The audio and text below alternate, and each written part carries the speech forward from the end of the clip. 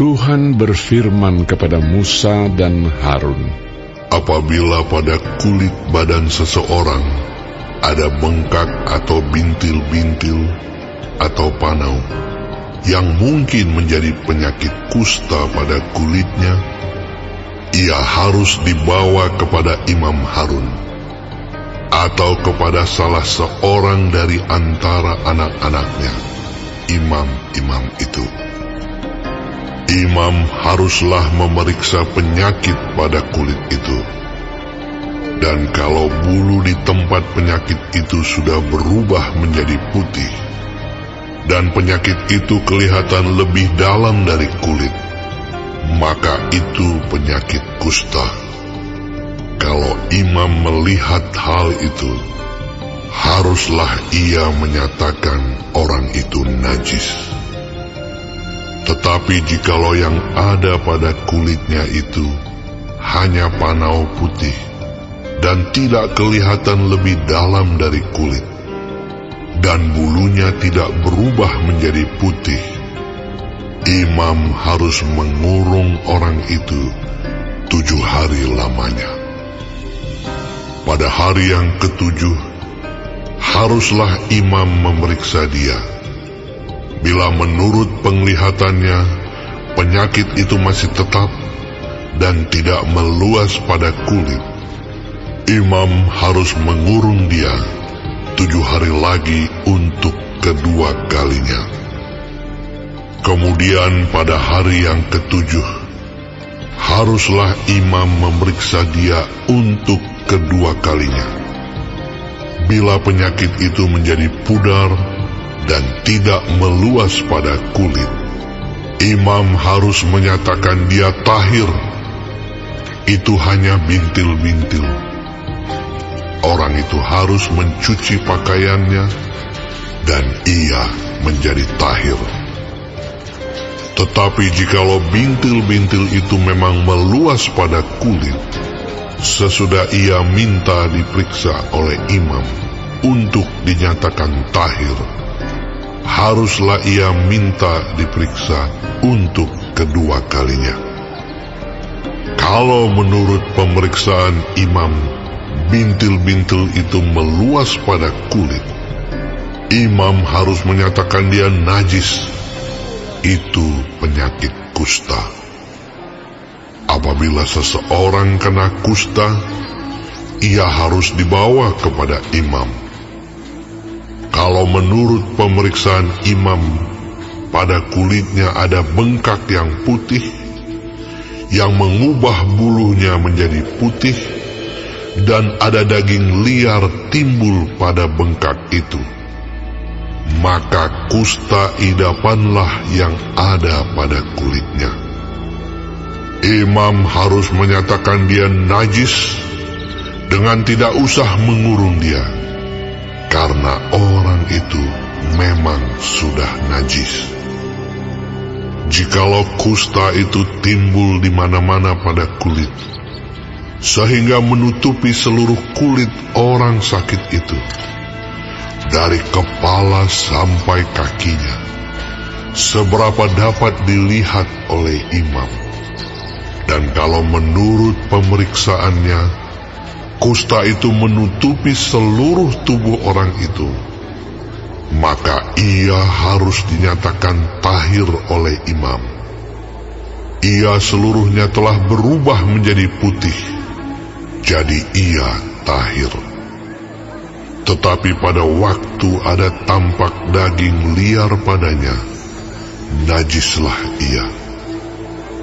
Kalau daging liar itu dilihat oleh imam, ia harus menyatakan orang itu najis, karena daging liar itu najis, dan itu penyakit kusta. Atau apabila daging liar itu susut dan berubah menjadi putih, haruslah orang itu datang kepada imam. Kalau menurut pemeriksaannya, penyakit itu telah berubah menjadi putih, haruslah imam menyatakan orang itu tahir. Memang ia tahir. Apabila pada kulit seseorang ada barah yang telah sembuh. Tetapi di tempat barah itu timbul bengkak yang putih, atau panau yang putih kemerah-merahan. Haruslah orang itu minta diperiksa oleh imam.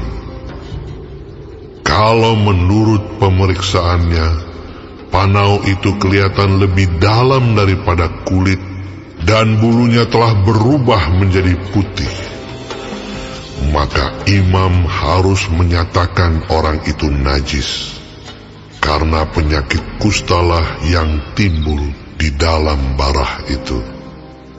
Tetapi jikalau panau itu diperiksa oleh imam, dan ternyata tidak ada bulu yang putih padanya, dan tidak lebih dalam daripada kulit, malahan pudar, imam harus mengurung orang itu 7 hari lamanya.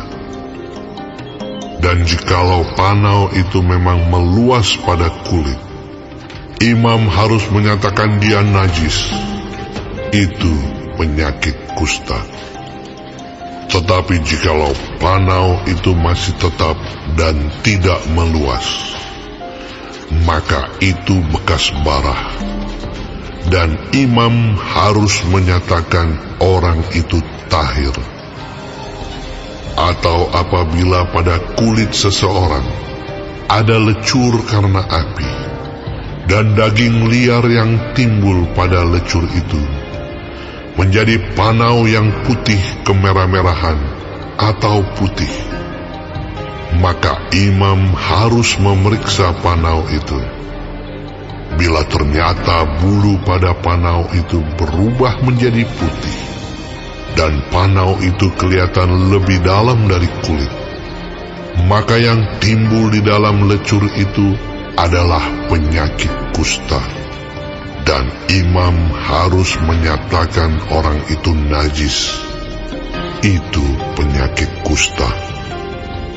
Tetapi jikalau menurut pemeriksaannya tidak ada pada panau itu bulu yang putih, dan panau itu tidak lebih dalam daripada kulit, malahan pudar, imam harus mengurung orang itu 7 hari lamanya. Pada hari yang ke-7, imam harus memeriksa lagi dia. Jikalau panau itu memang meluas pada kulit, maka haruslah imam menyatakan dia najis. Itu penyakit kusta. Tetapi jikalau panau itu masih tetap dan tidak meluas pada kulit, malahan pudar, maka itu bengkak lecur, dan imam harus menyatakan dia tahir, sebab itu bekas lecur. Apabila seorang laki-laki atau perempuan mendapat penyakit pada kepala atau pada janggut, imam harus memeriksa penyakit itu.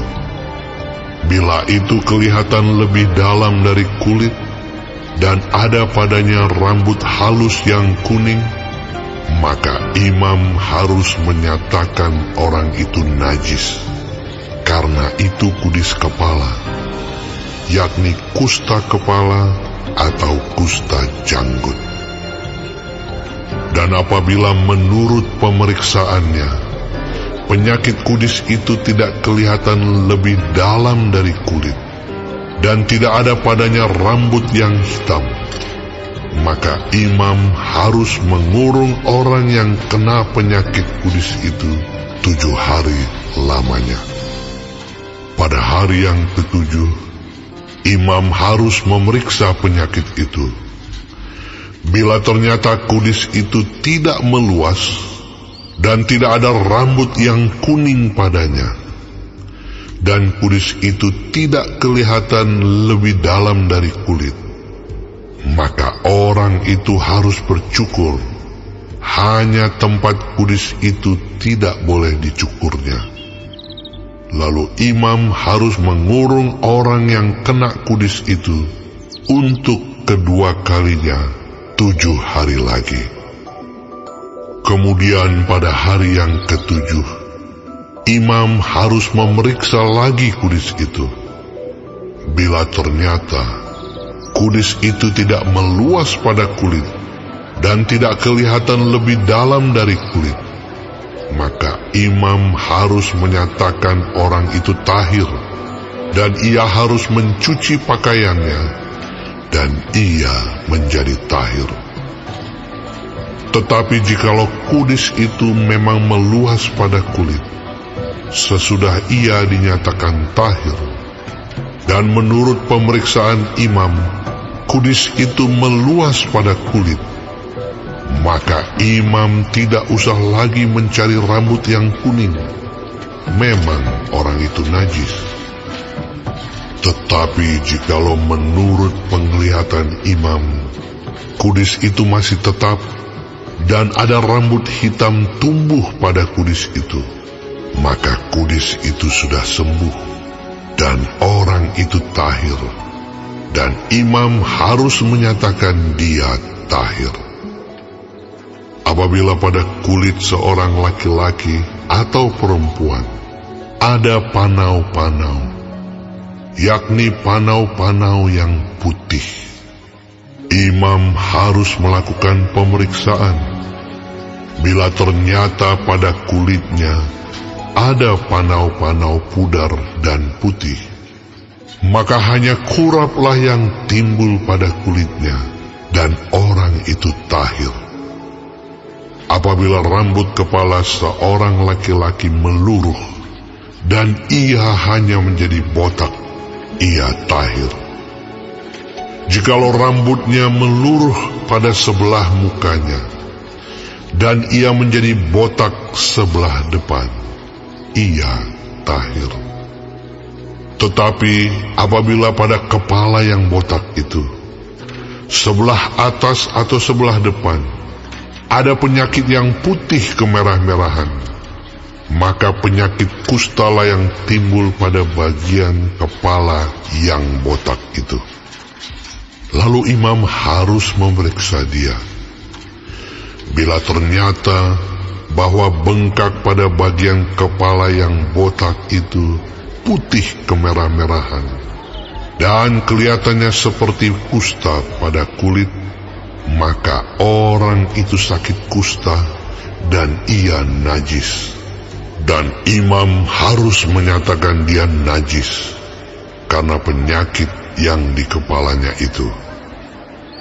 Orang yang sakit kusta harus berpakaian yang cabik-cabik, rambutnya terurai, dan lagi ia harus menutupi mukanya sambil berseru-seru, "Najis, najis."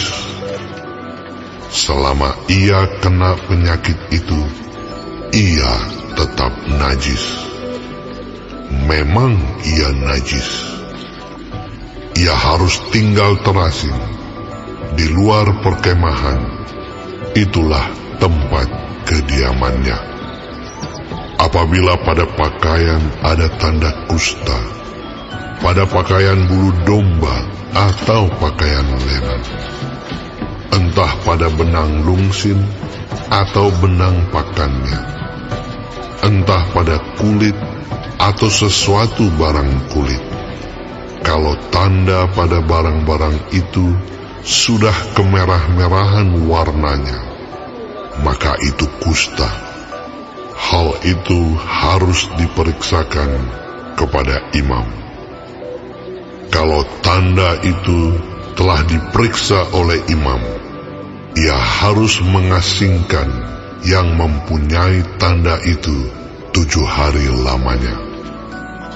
Pada hari yang ketujuh, ia harus memeriksa tanda itu lagi.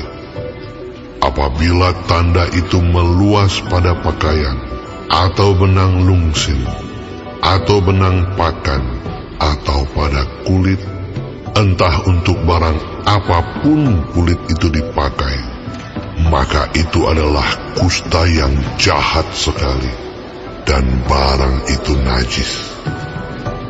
Ia harus membakar barang-barang yang mempunyai tanda itu, karena itu kusta yang jahat sekali. barang-barang itu harus dibakar habis.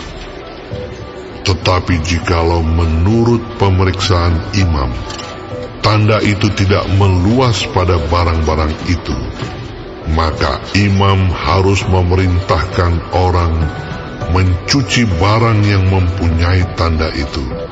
Lalu ia harus mengasingkannya 7 hari lagi untuk kedua kalinya. Kemudian sesudah barang itu dicuci, imam harus memeriksa tanda itu lagi. Bila ternyata rupa tanda itu tidak berubah, biarpun itu tidak meluas, maka barang itu najis, dan engkau harus membakarnya habis, karena tanda itu semakin mendalam pada sebelah belakang atau sebelah muka. Dan jikalau menurut pemeriksaan imam, tanda itu menjadi pudar sesudah dicuci, maka ia harus mengoyakkannya dari barang-barang itu. Tetapi jikalau tanda itu tampak pula pada barang-barang itu, maka itu kusta yang sedang timbul. Barang yang mempunyai tanda itu haruslah kau bakar habis. Tetapi barang-barang yang telah kau cuci, sehingga tanda itu lenyap daripadanya, haruslah dicuci untuk kedua kalinya, barulah menjadi tahir. Itulah hukum tentang kusta yang ada pada pakaian bulu domba, atau lenan, atau pada benang lungsin, atau pada benang pakan, atau pada setiap barang kulit, untuk menyatakan tahir atau najisnya.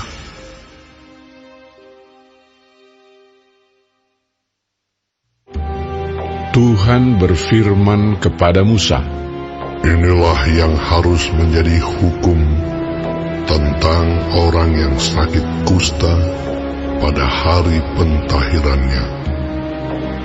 Ia harus dibawa kepada imam, dan imam harus pergi keluar perkemahan. Kalau menurut pemeriksaan imam, penyakit kusta itu telah sembuh daripadanya, maka imam harus memerintahkan supaya bagi orang yang akan ditahirkan itu diambil 2 ekor burung yang hidup dan yang tidak haram, juga kayu aras, kain kirmiji, dan hisop. Imam harus memerintahkan supaya burung yang seekor disembelih di atas belanga tanah berisi air mengalir. Tetapi burung yang masih hidup haruslah diambilnya bersama-sama dengan kayu aras, kain kirmizi, dan hisop.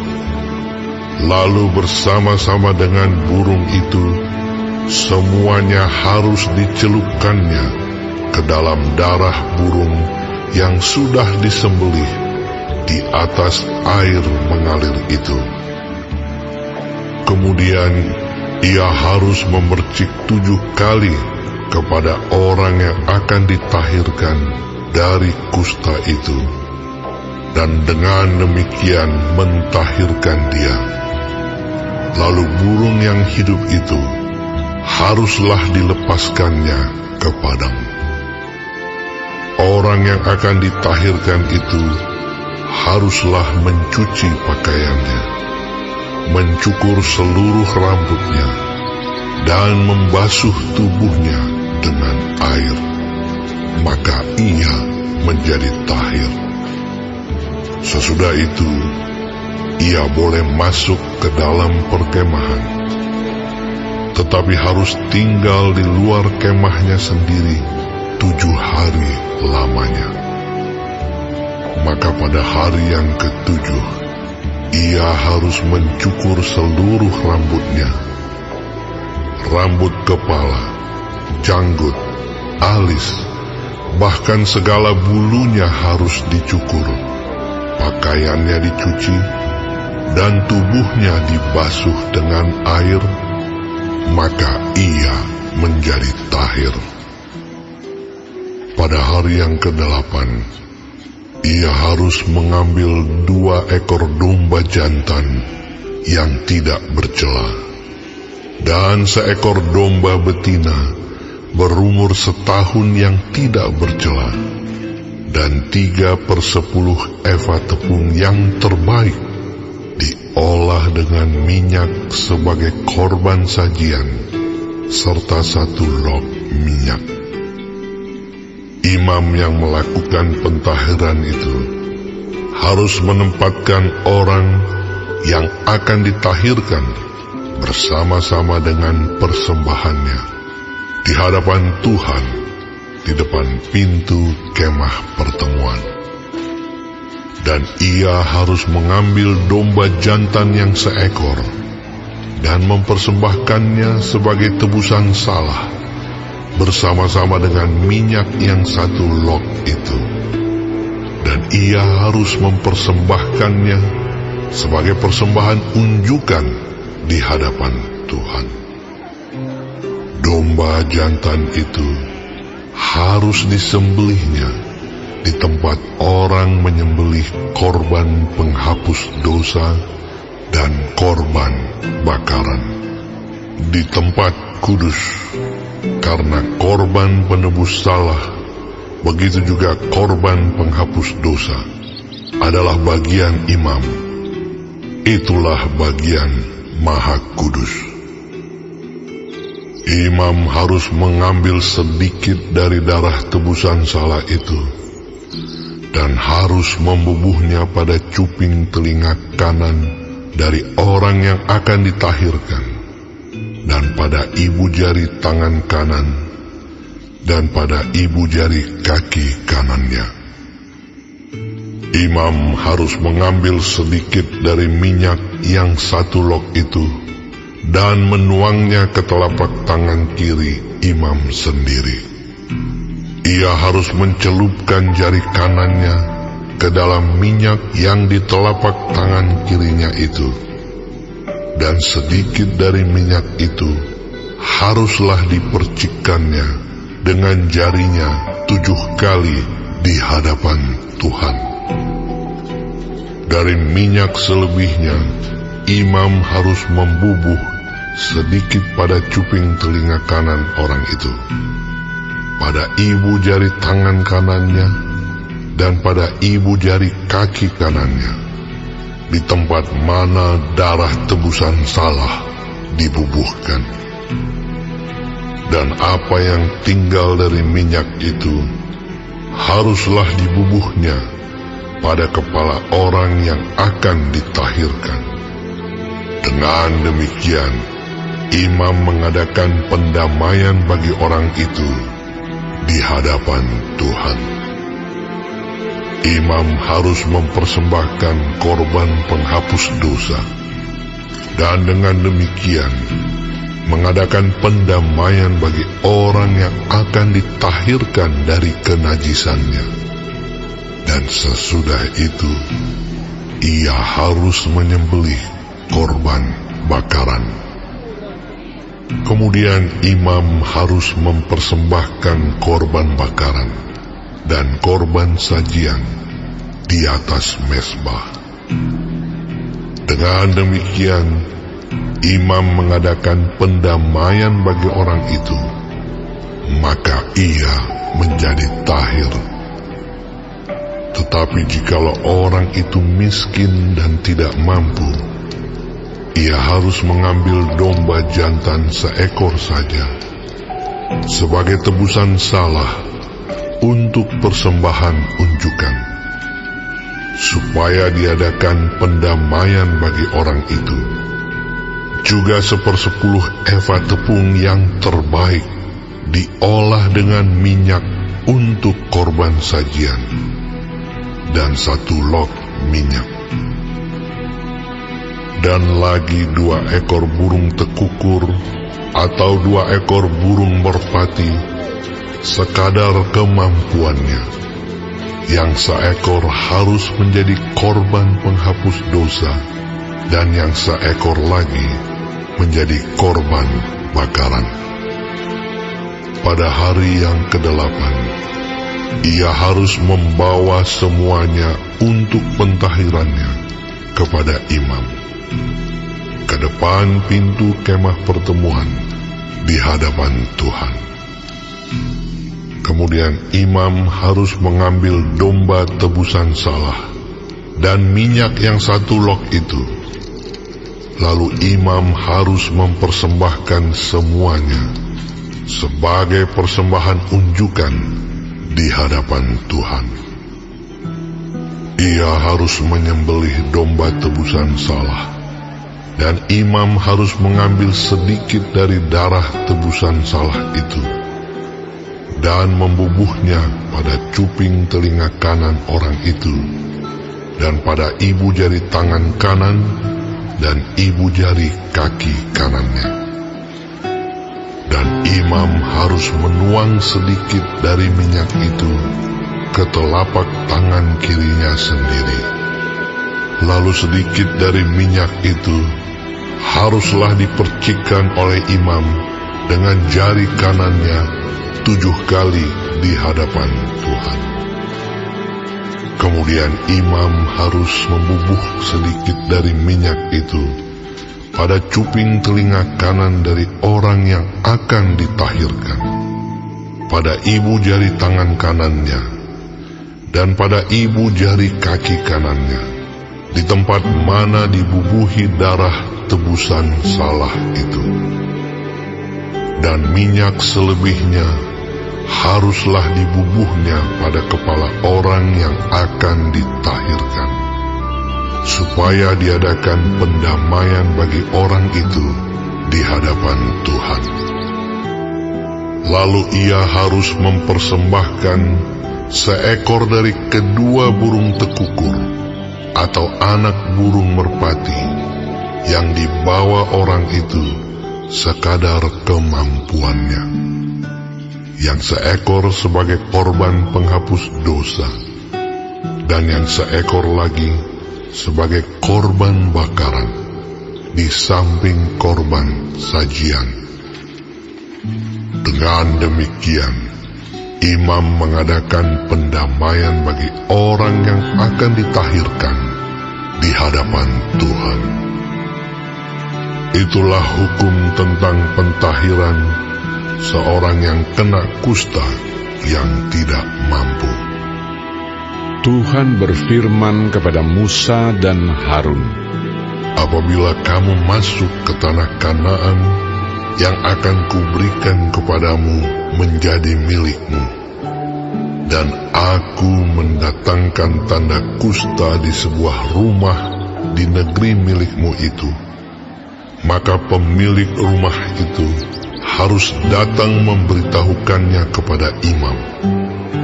Ada kelihatan seperti tanda kusta di rumahku. Maka imam harus memerintahkan supaya rumah itu dikosongkan. Sebelum ia datang memeriksa tanda kusta itu, supaya jangan menjadi najis segala yang ada di dalam rumah itu.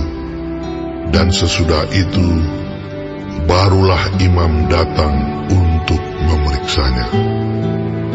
Kalau menurut pemeriksaannya, tanda pada dinding rumah itu merupakan lekuk-lekuk yang kehijau-hijauan atau kemerah-merahan warnanya, yang kelihatan lebih dalam dari permukaan dinding itu, imam harus keluar dari rumah itu, lalu berdiri di depan pintu rumah dan menutup rumah itu 7 hari lamanya.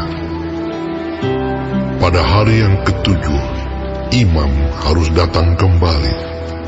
Kalau menurut pemeriksaannya, tanda kusta itu meluas pada dinding rumah, maka imam harus memerintahkan supaya orang mengungkit batu-batu yang kena tanda itu dan membuangnya keluar kota ke suatu tempat yang najis. dan ia harus mengikis rumah itu sebelah dalam berkeliling, dan kikisan lepa itu haruslah ditumpahkan keluar kota ke suatu tempat yang najis. Dan orang harus mengambil batu-batu lain, lalu memasangnya sebagai pengganti batu-batu tadi, dan harus mengambil lepa lain dan melepa rumah itu. Tetapi jikalau tanda itu timbul lagi di dalam rumah itu, sesudah batu-batunya diungkit dan sesudah rumah itu dikikis, bahkan sesudah dilepa lagi, dan kalau imam datang dan menurut pemeriksaannya tanda itu meluas di dalam rumah, maka kusta ganaslah yang di dalam rumah itu, dan rumah itu najis. Rumah itu haruslah dirombak, yakni batunya, kayunya, dan segala lepa rumah itu, lalu dibawa semuanya keluar kota ke suatu tempat yang najis. Dan orang yang masuk ke dalam rumah itu selama rumah itu ditutup menjadi najis sampai matahari terbenam. Dan orang yang tidur di dalam rumah itu haruslah mencuci pakaiannya.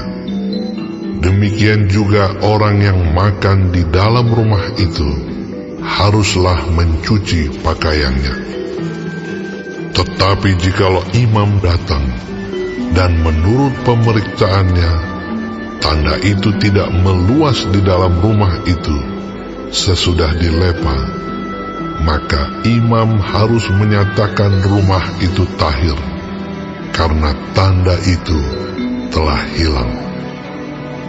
Kemudian, untuk menyucikan rumah itu, haruslah ia mengambil 2 ekor burung, kayu aras, kain kirmizi, dan hisop.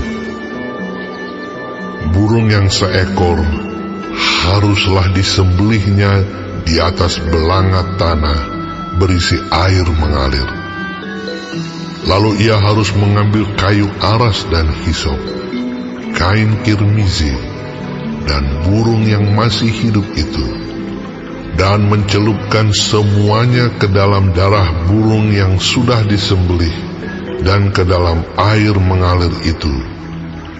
Kemudian ia harus memercik kepada rumah itu 7 kali. Dengan demikian, ia harus menyucikan rumah itu dengan darah burung, air mengalir, burung yang hidup, kayu aras, hisop, dan kain kirmizi. Dan burung yang hidup itu harus dilepaskannya keluar kota ke padang. Dengan demikian, ia mengadakan pendamaian bagi rumah itu, maka rumah itu menjadi tahir. Itulah hukum tentang setiap penyakit kusta, kudis kepala, tentang kusta pada pakaian dan rumah, tentang bengkak, bintil-bintil, dan panau, untuk memberi petunjuk dalam hal najis atau dalam hal tahir. Itulah hukum tentang kusta.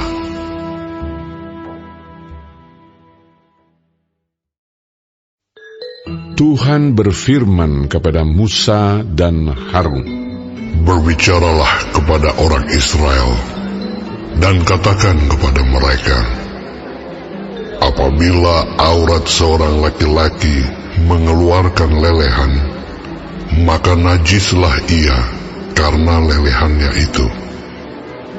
Beginilah kenajisannya berhubung dengan lelehannya itu. Bila auratnya membiarkan lelehan itu mengalir, atau bila auratnya menahannya sehingga tidak mengeluarkan lelehan, maka itulah kenajisannya. Setiap tempat tidur yang ditiduri orang yang mengeluarkan lelehan itu menjadi najis, dan setiap barang yang didudukinya menjadi najis juga. Setiap orang yang kena kepada tempat tidurnya haruslah mencuci pakaiannya, membasuh tubuhnya dengan air, dan ia menjadi najis sampai matahari terbenam. Siapa yang duduk di atas barang yang telah diduduki oleh orang yang demikian haruslah mencuci pakaiannya, membasuh tubuhnya dengan air, dan ia menjadi najis sampai matahari terbenam. Siapa yang kena kepada tubuh orang yang demikian haruslah mencuci pakaiannya, membasuh tubuhnya dengan air, dan ia menjadi najis sampai matahari terbenam. Apabila orang yang demikian meludahi orang yang tahir, haruslah orang ini mencuci pakaiannya, membasuh tubuhnya dengan air, dan ia menjadi najis sampai matahari terbenam. Dan setiap pelana yang diduduki orang yang demikian menjadi najis. Setiap orang yang kena kepada sesuatu bekas tempat orang tadi menjadi najis sampai matahari terbenam. Siapa yang mengangkatnya haruslah mencuci pakaiannya, membasuh tubuhnya dengan air, dan ia menjadi najis sampai matahari terbenam. Dan setiap orang yang kena pada orang yang demikian, sedang orang ini tidak mencuci tangan dahulu dengan air, haruslah mencuci pakaiannya, membasuh tubuhnya dengan air, dan ia menjadi najis sampai matahari terbenam. Kalau orang itu kena pada belanga tanah, itu haruslah dipecahkan, dan setiap perkakas kayu haruslah dicuci dengan air. Apabila orang yang demikian sudah bersih dari lelehannya, ia harus menghitung 7 hari lagi untuk dapat dinyatakan tahir, lalu mencuci pakaiannya, membasuh tubuhnya dengan air mengalir, maka ia menjadi tahir. Pada hari yang ke-8, ia harus mengambil 2 ekor burung tekukur atau 2 ekor anak burung merpati, dan datang ke hadapan Tuhan, ke pintu kemah pertemuan, dan menyerahkan burung-burung itu kepada imam. Lalu imam harus mempersembahkannya, yang seekor sebagai korban penghapus dosa, dan yang seekor lagi sebagai korban bakaran. Dengan demikian, imam mengadakan pendamaian bagi orang itu di hadapan Tuhan karena lelehannya. Apabila seorang laki-laki tertumpah maninya, ia harus membasuh seluruh tubuhnya dengan air, dan ia menjadi najis sampai matahari terbenam. Setiap pakaian dan setiap kulit yang kena tumpahan mani itu haruslah dicuci dengan air dan menjadi najis sampai matahari terbenam. Juga seorang perempuan, kalau seorang laki-laki tidur dengan dia dengan ada tumpahan mani, maka keduanya harus membasuh tubuhnya dengan air, dan mereka menjadi najis sampai matahari terbenam. Apabila seorang perempuan mengeluarkan lelehan, dan lelehannya itu adalah darah dari auratnya. Ia harus 7 hari lamanya dalam cemar kainnya, dan setiap orang yang kena kepadanya menjadi najis sampai matahari terbenam. Segala sesuatu yang ditidurinya selama ia cemar kain menjadi najis, dan segala sesuatu yang didudukinya menjadi najis juga. Setiap orang yang kena kepada tempat tidur perempuan itu haruslah mencuci pakaiannya, membasuh tubuhnya dengan air, dan ia menjadi najis sampai matahari terbenam. Setiap orang yang kena kepada sesuatu barang yang diduduki perempuan itu haruslah mencuci pakaiannya, membasuh diri dengan air, dan ia menjadi najis sampai matahari terbenam. Juga pada waktu ia kena kepada sesuatu yang ada di tempat tidur atau di atas barang yang diduduki perempuan itu, ia menjadi najis sampai matahari terbenam. Jikalau seorang laki-laki tidur dengan perempuan itu, dan ia kena cemar kain perempuan itu, maka ia menjadi najis selama 7 hari, dan setiap tempat tidur yang ditidurinya menjadi najis juga. Apabila seorang perempuan berhari-hari lamanya mengeluarkan lelehan, yakni lelehan darah yang bukan pada waktu cemar kainnya, atau apabila ia mengeluarkan lelehan lebih lama dari waktu cemar kainnya, maka selama lelehannya yang najis itu, perempuan itu adalah seperti pada hari-hari cemar kainnya, yakni ia najis. Setiap tempat tidur yang ditidurinya, selama ia mengeluarkan lelehan, haruslah baginya seperti tempat tidur pada waktu cemar kainnya, dan setiap barang yang didudukinya menjadi najis sama seperti kenajisan cemar kainnya.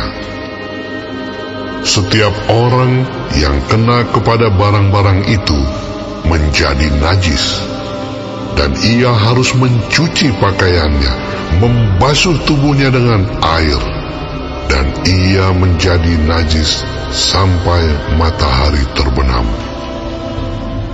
Tetapi jikalau perempuan itu sudah tahir dari lelehannya, ia harus menghitung 7 hari lagi. Sesudah itu barulah ia menjadi tahir. Pada hari yang ke-8, ia harus mengambil 2 ekor burung tekukur atau 2 ekor anak burung merpati, dan membawanya kepada imam ke pintu kemah pertemuan. Imam harus mempersembahkan yang seekor sebagai korban penghapus dosa, dan yang seekor lagi sebagai korban bakaran. Dengan demikian, imam mengadakan pendamaian bagi orang itu di hadapan Tuhan, karena lelehannya yang najis itu. Begitulah kamu harus menghindarkan orang Israel dari kenajisannya, supaya mereka jangan mati di dalam kenajisannya, bila mereka menajiskan kemah suciku yang ada di tengah-tengah mereka itu. Itulah hukum tentang seorang laki-laki yang mengeluarkan lelehan atau yang tertumpah maninya yang menyebabkan dia najis. Dan tentang seorang perempuan yang bercemar kain, dan tentang seseorang baik laki-laki maupun perempuan, yang mengeluarkan lelehan, dan tentang laki-laki yang tidur dengan perempuan yang najis.